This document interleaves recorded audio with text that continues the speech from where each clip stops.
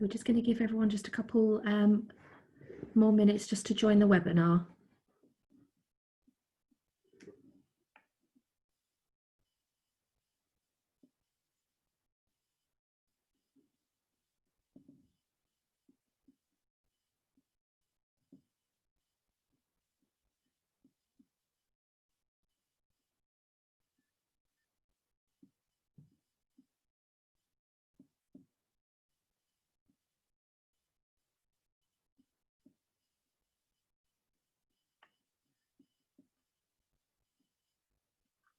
Okay, so it's just a couple of minutes after 2 o'clock. Can see that we've got 40 attendees on the call at the moment, so we'll get started. It's so fantastic to have so many of you join us today. So I'm Victoria Lawson. I'm the Executive Director for Environment, Culture and Customer Services at the London Borough of Hounslow. I'm also part of the London Environment Directors Network. I'm pleased so many of you can join us today as part of our first London Repair Week that's been organised, and this webinar has been organised by the London Environment Directors and the London Waste and Recycling Board. We're going to have a number of presentations today, so I would encourage you all to please use the Q&A function to ask any questions. So the theme of today's webinar is about reuse and repair, and it's such an important part of our waste hierarchy. And I think if we reflect over the last few months to the last year in terms of looking at how we respond to the declaration of climate emergencies up and down the country and in London, how we respond to COVID with our green recovery and a need to reduce consumption and create a more circular and green economy, I think the next hour is going to be a really exciting and interesting conversation. So today we're going to start with an introduction from Ali. She's from London Waste and Recycling Board, who'll provide background to London's first Repair Week, and that will be followed by 3 other presentations from Barbara, Mark, Graham and Jeff. There'll be lots of time for discussion at the end, so please do use that Q&A function. We're really looking forward to taking all of your questions. So without further ado, I hope you're all settled in, and I'm going to hand over to Ali. Thanks very much, Victoria, and thank you for hosting today. I'm really happy to say that Repair Week started off with a bit of a bang yesterday. We had our first few events and got some coverage on BBC London News and ITV London News, which just goes to show, I think, what an appetite there is out there at the moment for repair. I'm just going to put my slides on screen. Bear with me a sec. So Repair Week started just as a kind of a throwaway idea that I was chatting to my chief executive about a year ago, and he said, "Yeah, that sounds great. Let's just do it." And so Violetta and I have been pulling this thing together over the past 6 months or so, and it's turned into something that has taken us a little bit by surprise. The week, it runs from yesterday until Saturday. Saturday is International Repair Day, so tune in for some events on Saturday as well. The whole purpose of Repair Week for us is not just to promote repair as a skill amongst citizens, which obviously it's vital that, you know, in difficult times, we're all as resilient as we can be. And we've seen a real increase in interest in repair over the last year or so. And when we talk to people out there who are actually working directly with citizens, running shops or workshops around repair, they say the same, that they're seeing an increase in people coming in and asking about it, wanting to learn, wanting to get things repaired. So there's real motivation there. But we also wanted to highlight some of the great businesses that are out there providing repair services. So repair is not about you having to repair things yourself necessarily. It's also about knowing how to access those repair services. And that's the second objective of Repair Week, is to celebrate those businesses and to make sure that people know where to find them. We've got a whole bunch of events going on during the week, and we have a lot of partners who've engaged with it. Again, something that has really taken us by surprise is the sheer volume of partners that have asked to get involved. And as we were doing all of our outreach, and we were just being asked for more and more calls. And in the end, we've ended up with what I think is a really great set of partners here. As you can see on screen, quite a lot of London boroughs, but also quite a lot of other organisations of various kinds who are getting involved in all sorts of ways.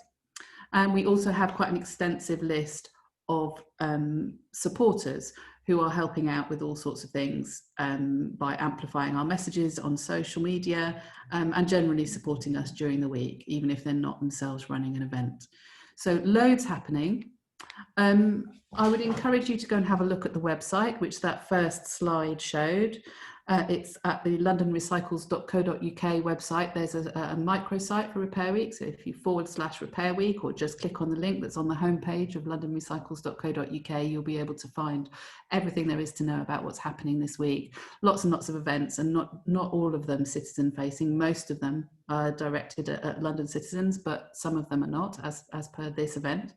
And if you're sharing on social, which we really do hope you do, keep an eye out for all of our content. We've created lots of lovely bits of social media content, including some videos of some local repair businesses at work. Please share them, like them, and could you please use the hashtags RepairWeekLDN if you're just talking generally about Repair Week and events, and hashtag local repair heroes if you are nominating a local business that you've had a repair done at recently, or who you know has done some really great work recently. And we'd love to hear about those and add them to our list of repairers across the capital. And the last thing to say is please follow us at London Recycles on Twitter and at London Recycles UK on Facebook and Instagram if you want to see all of this great content and if you want to get in touch about anything. So yeah, looking forward to hearing more about the event. I'd like to introduce Barbara now. Barbara Herridge from North London Waste Authority is going to talk about repair cafes. And I know that North London have run a series of repair cafes over the past few years and done some really great work with that. So Barbara, it's over to you. Thank you, Ali. I'm going to share my screen with you all because that's got my presentation on. If I can get it up, hold on. Oh, sorry. Here we go. Right, sorry about that.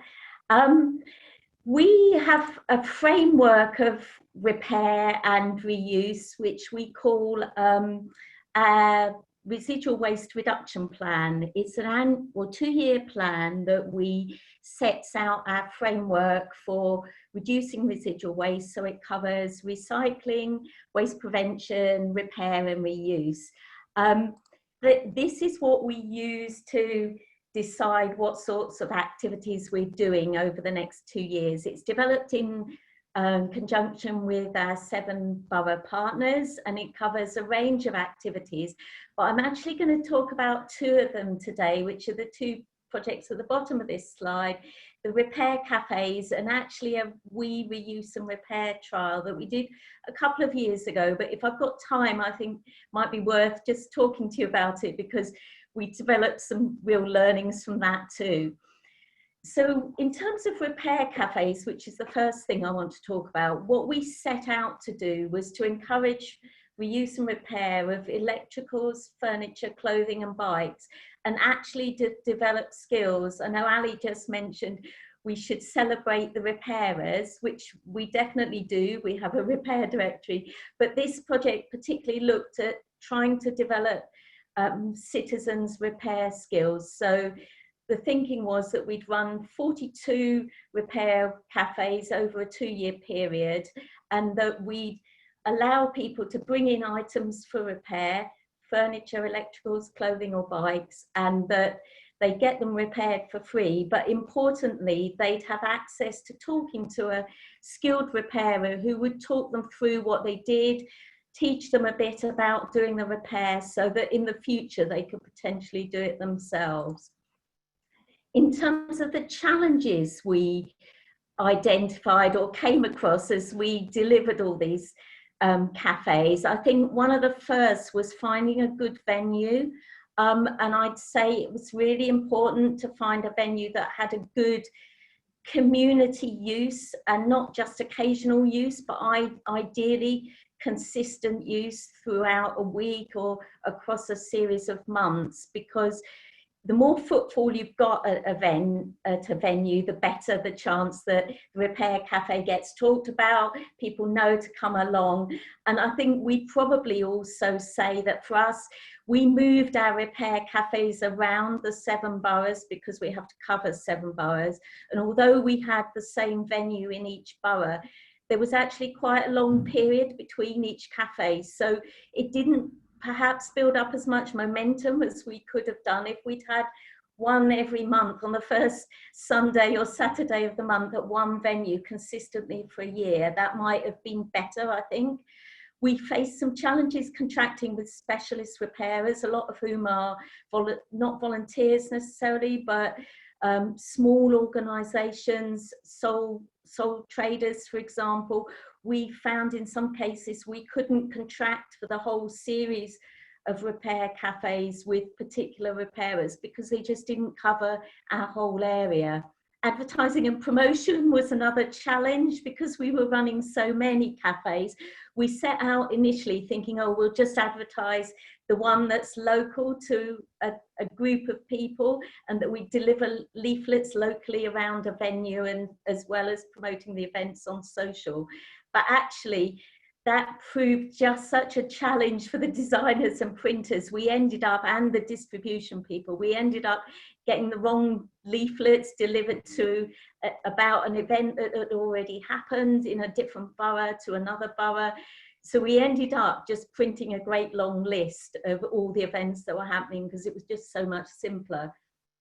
Our other challenge was anticipating demand. In the first year, we asked people to book, but actually we got quite a lot of people who didn't come even though they'd booked. So the second year we just said, come along, you know, come along. And that worked pretty well. And each repairer had a list of slots that they'd got, so people as they walked in could see which slots were filled, who was waiting. We'd say to people, these people are waiting for this repairer, if you want to come back in an hour or so. So that there's pros and cons of that. And the other big problem we had was with bicycles in particular. For boroughs where there was a Dr. Bike repair session happening, our repair cafes were very much quieter than in boroughs where there wasn't Dr. Bike, and we were actually deluged with bike requests for bike repairers. We ended up having to turn people away. And we also, in one event, we had to run a more or less like a workshop because we had so many people with bikes wanting them repaired. And lastly, I'd say managing volunteers was something else we had to look at. We had one venue in particular that I remember getting there, and there was some people saying, oh, we've come to do knitting repairs, and somebody else saying, I've come to do jewellery repair. And we had about 6 restarters doing electrical repairs, none of whom we'd contracted with, met before, or heard about. They just heard about the cafe and wanted to come to share their enthusiasm and skills and knowledge. Our lawyers were a bit concerned about us having volunteers at a venue because of the liability issue around a repair that's been done by a volunteer and us running the event. But actually we did allow them, and I think if we were doing these events again, we'd definitely try and think of a better way of managing volunteers and working with the venues at the outset to know what sort of support they might get would have been better for us. So in terms of my sort of learnings from this experience, I'd say view it as a long-term project, try and build up some momentum for regular repairs. Think about scheduling of the cafes alongside other events that are happening in the borough. Embrace volunteers, if you can, embrace volunteers. But we've decided not actually to run any more repair cafes. We're going to provide support to community groups to deliver and venues to deliver themselves. We think that's a better way for us, but might not be suitable for everybody, but certainly that's our experience and that's our plans. And then just secondly, very quickly, I just want to talk about a trial we did. We reuse and repair, we set out to try and increase the proportion of the large domestic appliances and cooling equipment that were coming through our RRCs, and to see if we could repair more of them and reuse and resale them.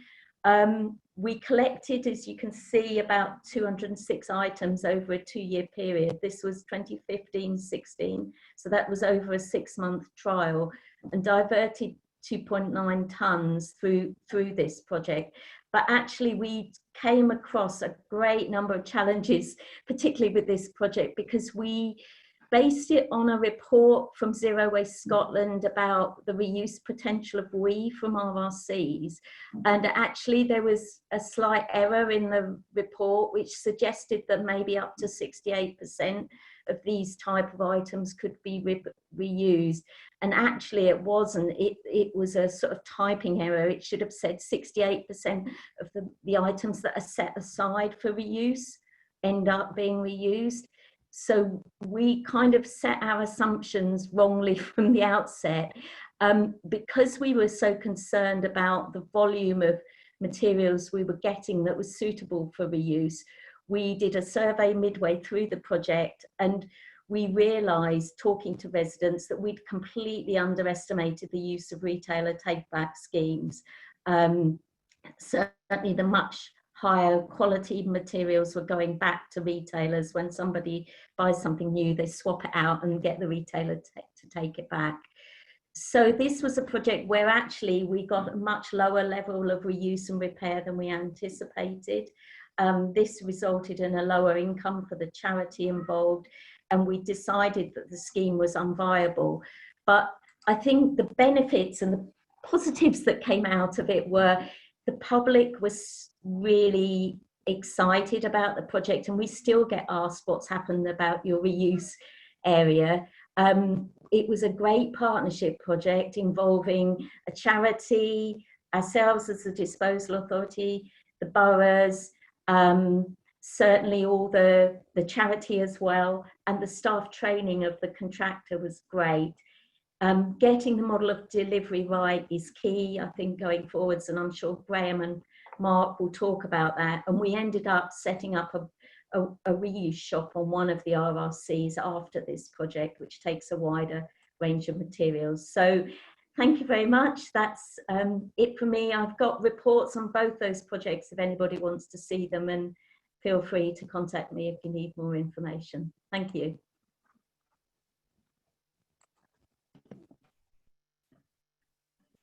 Barbara, thank you very much for taking the time to go through that. I do have to say thank you very much for your top tips for success, but actually for your candour in some of the challenges that you faced. I think that's really helpful to be so clear about that. We do have some questions coming in through the live Q&A, so we'll get to those at the end. But if anyone else on the webinar has any other questions, then please do pop them in. We'll answer them shortly. But without further ado, I want to introduce Mark from Western Riverside Waste Authority and Graham for Groundwork London, and they're going to go through their presentation. Thank you, Victoria. I'm Mark Broxup, and I'm the General Manager at Western Riverside Waste Authority, and Graham Parry is from Groundwork. So Rework, what it is, it's a refurbish and reuse project where trainees who are getting back into the workplace fix up repairable white goods. It's actually one of the busiest and best equipped appliance repair shops in the country, and it's really for trainees that have been out of work for some time, and they're employed by Groundwork as apprenticeships, and they learn skills in electrical engineering and maintenance. And we hope then that they move on to a new career. Now, Rework started initially back in 2010, when the authority's aim was to promote reuse and to provide more social benefit. We'd had problems in the past dealing with third sector partners, even before they were called third sector. But we had the usual problems. We had volunteers who would come and go. We had problems that they had either too much stock or they couldn't find markets. And the consequence was that you ended up stopping schemes and having members of the public disappointed. So we wanted to have a much more professional approach, and we were fortunate that we got a lot of funding, 330,000 from the London Waste and Recycling Board, and we used that money to change things around on our site and essentially build a workshop. We were lucky that we had Corey Riverside Energy, who our contractor who supported the project, but particularly we were lucky that we found Groundwork to run it for us. What we wanted was it to be run as a self-sustaining business. We gave free access to the material, and they get the workshop rates free and rent free, but we don't fund it in any other way, and we actually have no contractual relationship. What they do have is a license to occupy, which sets the ground rules for how they and Corey occupy the site. And essentially our role now is that we act as a facilitator. We help apply for grants with Groundwork. We act as arbitrator when you get a little upset on site over something or other. And a supporter, we promote the service to as many people as we can. We see the project as a success. It's relatively small tonnage, but it has great social benefit, and it involves me in very little work. So it's a great success, at which point I shall hand you over to Graham, who will tell you more about detail about how they do it. Good afternoon. Yeah, my name's Graham Parry. I'm the Director of Youth Employment Skills at Groundwork London. And I guess in first should describe why somebody with that job title is involved with running a white goods workshop and essentially selling second-hand washing machines. We like to think of Rework as alongside a number of other projects that Groundwork do, there's something that you get 3 for 1 out of it. So not only, as Mark has said, are we working on a site and taking goods out of the waste stream and saving landfill and reducing carbon, we're also providing jobs and training, and I'll talk a bit more about that later. And we're also providing affordable, high quality domestic items for people on low incomes, or more increasingly as a matter of choice for those people who wish to purchase second-hand and reused rather than new and virgin material. And the reason that I'm involved in it is because, starting from that central point, we are looking for what is increasingly scarce in London a lot of the time, which is good quality entry-level jobs for people who've been out of work for a long time, something that they can take as a springboard onto future careers, maybe in this field and maybe in any field. But it's about giving people a chance. And 80% of our workforce at Rework have been recruited through the employment programs that we run and are still working for us. So it's a testament to their skills and the success of the business. So what are we? As Mark said, we are operating out of 2 lovely workshops on Smokers Way on the Western Riverside Waste Authority's site in Wandsworth. We are an approved reuse facility, the only one in London, I believe, and we focus on LDA and refrigeration, though I'll come on later to show how we've expanded that. And what is very important to the Waste Authority, we are a triple ATF, so that we're able to treat waste, but equally importantly, we're able to track it. So we have a number of different waste streams running through our workshops, and we're able to prove categorically to the Waste Authority which is their waste and which is other people's waste, and making sure that it all goes and accounted for in the correct way. So we collect, and I think it's probably worth picking up on Barbara's point here, because it was originally envisaged that the majority of the raw product that we would be reusing and working on at Rework would come from the CA site, or even from bulky household collection services or curbside collection in the boroughs. And what we learned quite quickly is, as Barbara has pointed out, is the actual reuse, the reuse quantities from items through those sources is relatively low, because better quality goods go into dealer take-back schemes. So we now operate both. So we're able to support and get the best out of the waste that's coming through the site, but also get the best high quantities of waste, and you'll see later on that we do that. We we focus our workshop floor space on LDA and refrigeration, but we also collect small WE, furniture, bikes, and bric-a-brac, and we're trying to, wherever possible, make sure they're going on to and to reuse services off-site. The bulk of our floor space is given away to LDA and refrigeration, as I said. All the appliances that we're working on, we like to think that we're not only repairing things, we're actually giving an extended life. And we back that up with warranties, either through ourselves or through a commercial operator if we're selling across the UK. So we're replacing parts where we see them worn. We're running machines through the full cycle of their usage to see that they're fully working. And unlike many others, we're testing refrigeration for sometimes up to 7 days to ensure that it's keeping its functioning and keeping its temperatures. We clean and prepare things to a really high standard. I've got some photographs later on to tell, and it's very difficult to tell between one of our A-grade products and a new product in many cases.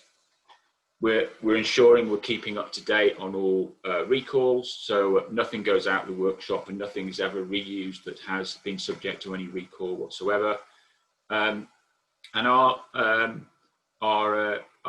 repair rates, our rates of warranty uptake are around about between 2 and 3%. So the products we're putting out are going out with really high quality. Because we're operating on a busy industrial site, we can't offer retail from the premises, so we act as a wholesaler. We serve charity shops throughout the UK, mainly up as far as the North Midlands and into South Yorkshire, and Sue Ryder and Oxfam are two of our biggest customers. But we're also focusing on keeping as much product available in London as we can for people who are on hardship schemes, and we work with many, and I'm named here, Emmaus and Hounslow Furniture Project, to ensure that the high quality product is going out at great prices so that hardship schemes can get as much out the door as possible and support as many people as possible. We stayed working and in production at a reduced capacity during COVID, and turned over all our product with support from third-party funders into relief schemes. So we were able to distribute, I think to date, around about 150 items so far to families and individuals in London, and also to support charities. So we supported homeless shelters who were able to take off 5 or 6 washing machines from us and keep all their service users and their customers in better shape. So we're really proud that the team there kept going throughout the crisis, and are still doing that work. So back to where I started, our 3-for-1 offer that we run through Rework. So you can see that year on year, the tonnages and the items that have increased. If you look at 17-18, that 9-10% percentage from Western Riverside Waste Authority is probably equating to amount of the white goods, that of total white goods, about 10% come through the site. But as we've been able to focus on widening our work streams into furniture, into bicycles, into bric-a-brac, and into other areas, the amount of reuse from the total coming through Western Riverside Waste Authority is increasing year on year. And we've created 11 full-time jobs, and every year we have about 5 waste training places available to people to cycle through on a 6-month basis. And as you can see, we're now supplying 3,000 large items of LDA or refrigeration out into the public directly through our shops or through our relief schemes, and around about 4,500 items of furniture. Very last slide. Where do we want to go next? We want to move up the waste hierarchy, and we hope with some financial support to be testing repair above reuse. It's a very expensive game to try and get your domestic appliances fixed in London, and some of the bigger stuff can't be carried to one of the great repair places that Barbara was talking about earlier. So we're looking at using our expertise in our workshop to help with repairs in the home, service as an alternative for people buying new. As I said, we're broadening out the areas of reuse, and we're about to open a bike workshop with Westminster City Council and with Cycle Confident, and we're looking to keep more of the product in London and available to Londoners, and looking at opening retail outlets. And the picture I show there is from the Nochmal, which is run by Berlin's own waste authority. So it just gives us an idea of what we can shoot for, and I think there's great potential ahead. Thank you.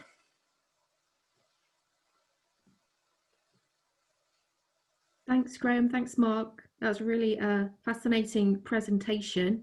Absolutely. What a really positive impact you've demonstrated through that initiative. And as you say, definitely a 3-for-1 around employment, affordable goods, and the impact on climate. So I'm absolutely confident people will have lots of questions, or if not, Graham, you might get lots of shops or outlets that could be identified. So we might expand upon that in the Q&A. So next, I'd just like to introduce Jeff. Jeff's the co-founder of the Renewal Workshop. So welcome, Jeff. Thank you very much. Nice to be here, everybody. I am now going to share my screen with you for a short presentation here. There we go. Hopefully you all see that. So thank you. I'm the co-founder of the Renewal Workshop.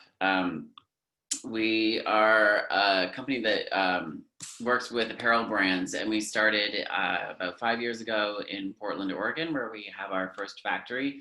And I am currently now in Amsterdam, where we opened up our second facility in October. And so what we are is the leading provider of waste to revenue circular solutions for the home, or for the apparel and home textiles industry. And to help brands transition from a linear business model over into a circular business model. And so the way that we work with apparel brands is pretty much at a really large and mass scale. And our goal is to get everything in their system that they currently identify as waste. And so when we work with them, we take all of the product that they can no longer sell as first quality. So that would be product that gets damaged at retail, is damaged in their warehouse, or gets dirty, and a huge amount of product that is getting returned through e-commerce returns. A lot of that product is not actually being restocked and resold, and consumers buy things, use them, and return them to the brands all the time. And so this is a massive amount of product that piles up in the back of the warehouses. And what we do is we take it all in. We get it in a way that has no manifest, no idea what it is. And then what we do is that we have a whole system that allows us to sort the product, and then we into different categories, and then we clean it using liquid CO2 cleaning technology.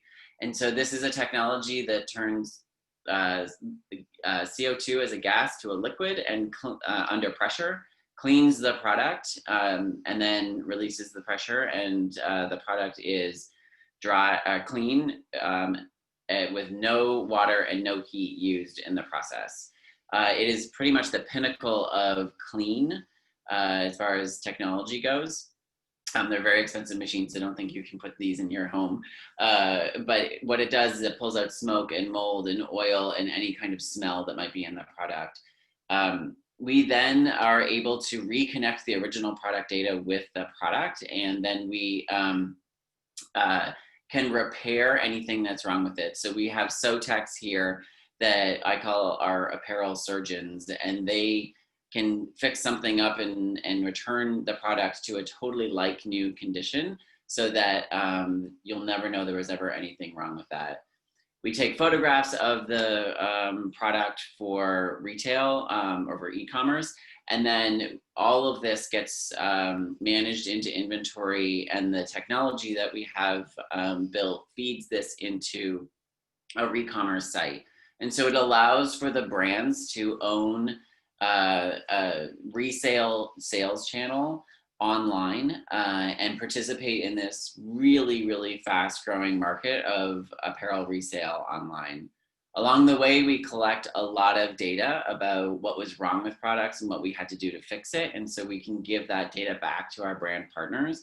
And our system calculates the environmental impact of renewing and extending the life of product. And so we're able to tell our brand partners the amount of water, chemicals, carbon, and waste that are saved by renewing this product and getting it out to the customer again. And the customer is really caring about this. We recently released a report called Leading Circular. And this is a summary of the past 4 years of our work in this creation of circular business models and circular economy for the apparel industry. There's a foreword from Andrew Mollet from the Ellen MacArthur Foundation, and there are case studies from the North Face, Coase, Koyuchi, and PVH in there. And so really good, interesting data that is real data from our own operations. We also did a large customer survey, and customers understand the effect of the apparel industry, and 84% of them believe that the apparel industry has a great deal or a lot of effect on climate change. And so consumers are really moving to this place where they're interested in resale, but they want it to be easy, and they want it to be in a way that they currently shop for new products. And so we work with large brands, as I said, and what we do is we manage the back end of the technology for the resale. Just last week, we launched Tommy Hilfiger's resale site in the Netherlands. This is the test market for this. And so not only are we renewing and reselling Tommy Hilfiger product, but now you can, through an app, turn your old Tommies that you have in your closet back into the brand for a voucher to purchase more product with Tommy. And so they're really trying to enable this closed loop system, engage their customers to be able to return their product and also be able to buy product that has been refreshed or reloved if it was returned from customers. In the US, we operate the North Face's Renewed channel. And this is an amazing business for the North Face, where they are now, through this channel, selling product that has been repaired, cleaned, and can go back out to the customer. So these are some of our partners. Like I said, we work with Coase as well, which is H&M's high-end brand. And then we also work with Pottery Barn in the US. And we, so we're into the sort of apparel or home textile market as well in America. And then we also do bags such as Osprey and Low & Sons in the US as well. So it's really about having a full breadth of skills to be able to deal with bags all the way to home goods and all of the technical apparel that might come from the North Face, or the denim that might come from Tommy Hilfiger, or the sort of fancy, unique fabrics and products that would come from a brand like Coase. So yeah, this is what we offer to brands, and it really enables the brand to get into this resale marketplace. And our expertise is managing the operations of this cleaning and repair business and enabling the technology to have it happen.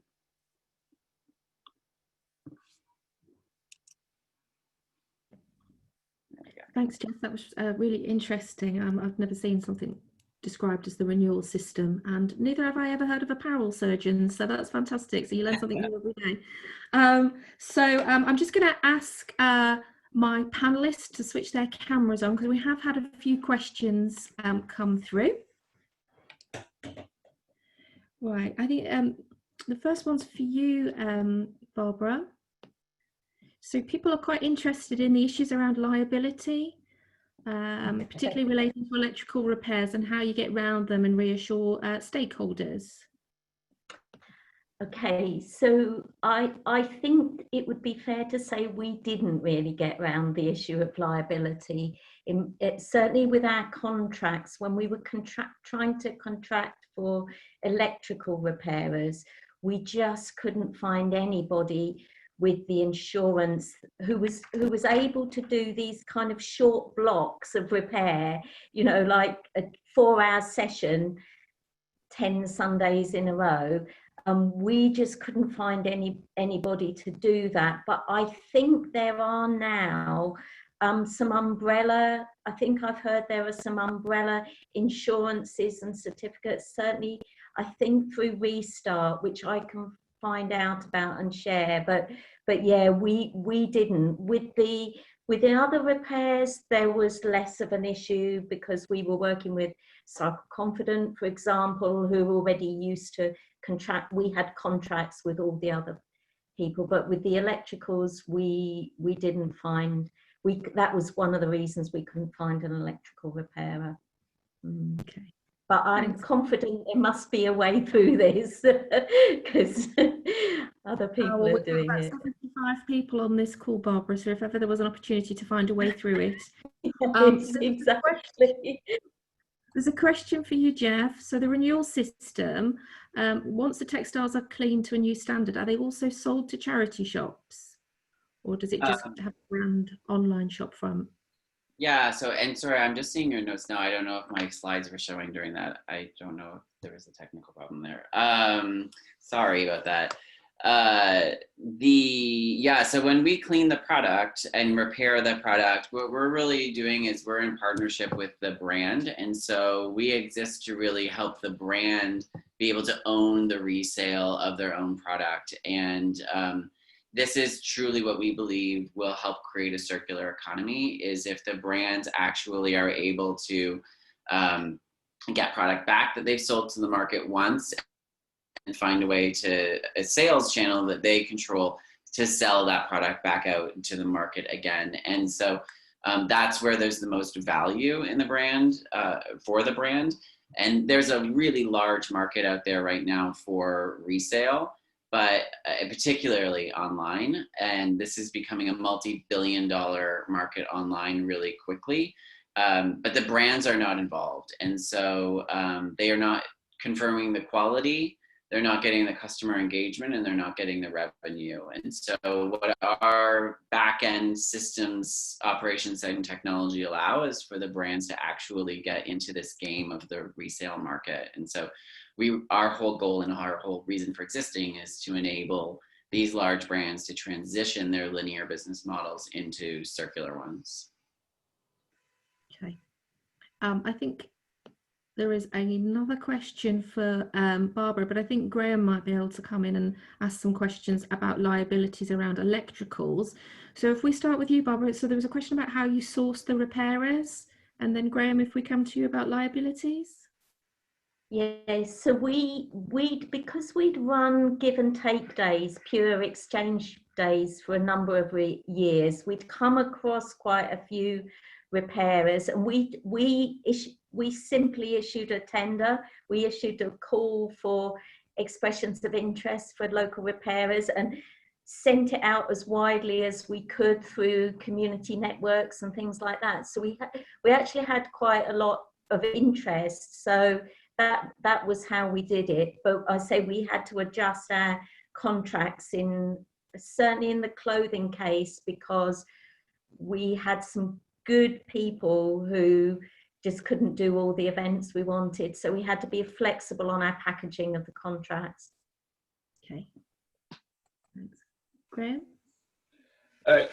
Yes, I think the problem that Barbara's facing, and somebody else has asked a question from West London, is probably more about people who are able to set up for 4 hours, do their work and downsize again, because organisations like ourselves can and do carry insurances, and we are, through our pat testing and recorded pat testing, able to reduce our liabilities.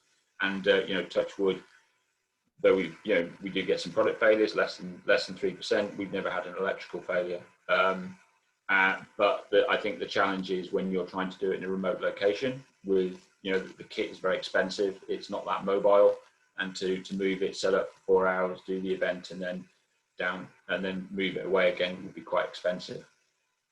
So yeah, the kit is out there that we feel. Well, we know we're able to offer a good job, and we feel that we're able to prove it through the pat testing arrangements that we've got, and the pat testing kit and the working practices we've got. It's just delivering it remotely would probably be the challenge for organisations. Yeah, we certainly had that kind of system for the reuse shop when we were doing electrical repairs there. So yeah, it wasn't a problem there. I agree with you, Graham. And I think, you know, just on the venue selection, finding a venue with enough electrical sockets is, you know, when you do your risk assessment is one of the issues. You know, there's some real practical challenges if you've got electricals as part of your repair cafe offer, you know. Yeah, so not surprisingly then, Barbara, people have asked if you've got a template on how you set up a repair cafe. We'll see whether you do, but I'll just move on. So Zoe's has put in the Q&A, Jeff, that it sounds really fantastic, the renewal system, but roughly what's the capital investment in setting something like that up? And also what proportion of products and items are resold compared to the amount that comes into the system? Yeah, those are really great questions. And so we did set up, our system is designed for scale. And so we have venture capital investment as part of our operations. And so right now in the US and here in Amsterdam, our facilities are about 2,000 square meters. We actually have partnered with the state of Oregon, who is funding the construction and financing of a 4,000 square meter facility for us in Oregon outside of Portland, which is a really great partnership with the government. We're in an economic development zone. It's green jobs and promoting circular economy. And so it really lined up with a lot of how that government wanted to promote that. And I think we became the largest employer in the small town that we are in. So that kind of opportunity and work, and to bring that kind of the skilled manufacturing back, was something that was really exciting. But it's not a crazy capital investment when you think of the need from a plastics recycling sort of industry, because it's sewing machines and racking and some movement systems. And so this is actually something that we're able to build at a fairly low amount of investment, but we are designed to work with some of the largest brands in the world. And so we're talking about brands that produce hundreds of millions of units every year for the world. And so you can imagine the amount of product that does end up flowing back to us, and we have to be set up at a scale to be able to sort and deal with that kind of product. What is, for our system to really work, is what we generally want about 50 to 75% of the product to be renewable. Otherwise, we're just managing waste, and there's other providers that do that. And our goal is really to figure out how best to maximize the value of this product and be able to get it back out to the customer. And anything that we can't renew in our process, which wouldn't meet, like, say, the standards of North Face or Tommy, we separate that according to material type, and we work with textile recyclers around the world. And our goal is product to fiber recycling, because we really have to get away from extracting cotton and oil out of the earth in order to make new product. And this is a very young, undeveloped industry, but we're on the road to establish the supply chain that will allow us to go from product back to a fiber to make new yarns and new fabrics. If we can do that, then we're really creating truly a circular industrial system for the apparel industry. And we're years away from it, but we're on the path now. And especially when you have brands like H&M, North Face, and Tommy coming along on that journey, it has a lot of impact for the industry at large. Thanks, Jeff. So I think this question is for Barbara, but Mark and Graham, you may have some thoughts on reflections on it as well. But this is about the plans for supporting community groups to deliver repair activities. So I think this comes from the point that you made, Barbara, around the repair cafes went so far, but actually I think for longevity, you were thinking that actually needed to be handed over to existing community groups, and there's some about how that's going and the plans to achieve that. But I suspect Mark and Graham might have some input on that as well. Yeah, okay, so I'll start and then let those two chip in. So our plan sort of pre-COVID was to develop a program of support, which we hadn't really done all the research for, but we were thinking we got a lot of inquiries at the repair cafes from people coming and saying, we'd like to deliver this ourselves, or we'd like to deliver swish and style clothes swap events or that sort of thing. So our plans were to, and still are, to take on somebody to help us develop that program, offer some training and support, perhaps lend out items. Now that might come with its own challenges, but I know for the sort of some of the clothing things, if we could lend out, I don't know, racks and rails, or for repair events, lend out sewing machines, that sort of stuff, I think we can support that. But I say we're probably about 6 months behind where we originally planned to be, 6-7 months behind, just because of COVID. Okay, but that's like the others. I think from Western Riverside that we're really focusing our efforts with Graham really on a sort of more centralised, larger scale. The things like the repair shops obviously are excellent ideas, but for us probably we feel that was something for the boroughs to do themselves. They're sort of closer to the community than we are. We're one step removed. Nobody knows who Western Riverside Waste Authority is except for the people on this sort of within the industry. We don't resonate with the public in the same way. So we're definitely behind supporting Graham, who I'm sure has got stuff to say on this. So we had some aspirations when we first set up Rework for much more volunteering, but the workshop is a dirty and fast-paced environment. It's got a very commercial feel to it. There's targets that need to be met, and there's very, very strict health and safety and product standards that need to be kept to. So it did move away from that, but as a counter to it, we have set up some much more community-focused reuse activities where the outputs are equally about the well-being of the volunteers and the experiences the volunteers get from it, as much as the product that gets reused and sold in a very local area. So they're operating up in Barnet, they're called the Loops, and they're down in Hackney, and they're still run by Groundwork, but they're run for pay and rations. They're run by Groundwork because we can raise the money to keep them going, and we can behind the scenes hold the leases and keep them up and running. But they're very much locally focused and run and operated by a strong band of volunteers in the local area. So I think reuse is a very broad church. You can do the commercial side of it, and then you can do the very community focused side of it. But I think, and there are probably very, very clever people that are able to do it all in one place. But we decided that I think it probably takes a few different approaches and a few different settings, so that you can have community focus, but you can also have very commercial feel, product driven, process and target driven workshops as well. And I think it's worth probably adding to Graham's point is that we've, for example, engaged with the Loops. So we've funded certainly the Barnet one for a couple of years running, given them some funding for a community waste prevention program to deliver other events there. So as Graham says, they're repair workshops with a real focus on people and the community in the area, but actually they can run other things. So for us, they've delivered some training. We've run some competitions to encourage people to repair and showcase furniture at an upcycling show. And the Loops have been involved in that project by training people, offering free training sessions for participants wanting to enter the competition. So, you know, that was all part of something we paid for, but it made best use of that facility. As Graham says, you know,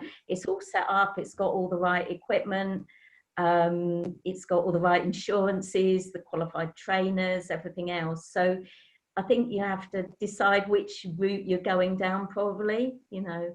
Yeah, absolutely. And there's, I guess we'll take this as our final question, and probably one for all of the panelists. So I'll have to ask you to be brief if you do answer. So Graham obviously showed us an amazing photo of the reuse shop in Germany. I suspect most of us would not have known it was a reuse shop, Graham. And obviously Jeff talked about a renewal system. So, you know, what do you think we can learn? Are we really such a long way behind our European neighbours when it comes to reuse and repair?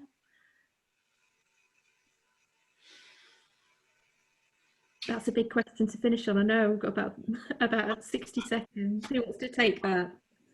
I'm happy to start. So one of our other campaigns, Love Not Landfill, that a lot of you are familiar with, we run that campaign and the pop-up shops that form part of it with exactly that kind of perspective, that you can't present secondhand clothes to citizens in a way which makes them feel like secondhand clothes. You have to make them sexy and glamorous and make the shop feel like any other kind of really, really attractive shopping experience if you're going to hit the target audience that we have for that campaign, which is 16 to 24-year-olds who are pretty challenging. So I would say that we're getting there. There are, I see it elsewhere in the UK. Yeah, I think we probably are behind where some other countries are in terms of the investment in facilities like that. But I think in terms of our approach to campaigning, we're getting there slowly.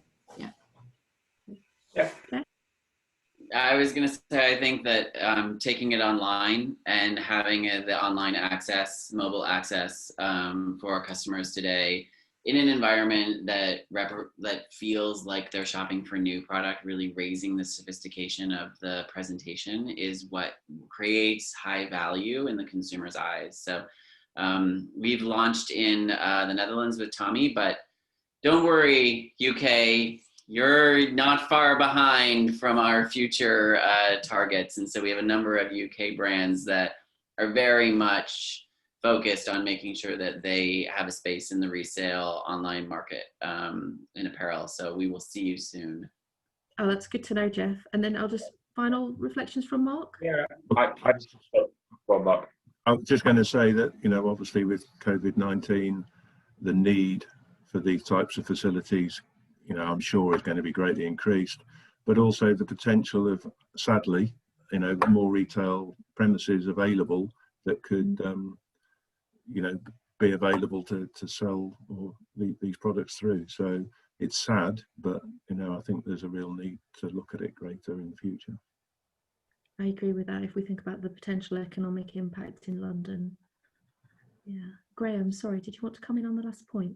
Just a very quick point, and I think at a grassroots level, at a delivery level, we're not very far behind at all from our, and I'll take everybody on this call, you might not, but local waste authorities, I think we're very much close. I think we just need some more national leadership. Thank you. That's where we differ. So on that note, that's the end of our webinar. So I just want to thank all of our panelists for taking the time. It's been absolutely fascinating to listen to sort of grassroots examples, national demonstrators of working with Tommy Hilfiger. So I want to just thank all of you for your time. I want to thank everyone who's taken the time to join us and participate. I hope you found it really useful. I think we've been able to probably only just scratch the surface of how beneficial repair is to things like resource security, but also the additional benefits to the economy, environment, how we can be innovative in this space to make sure that we're keeping materials and resources in circulation for longer, and how we can really creatively think about how that might lend itself to community benefits and job and employment opportunities. So I just want to thank you for your time. Thank you very much for contributing to the first London Repair Week. Very much looking forward to seeing you either in any of the sessions later this week, but definitely at London's second Repair Week next year. So thank you. Thank you. Bye. Thanks.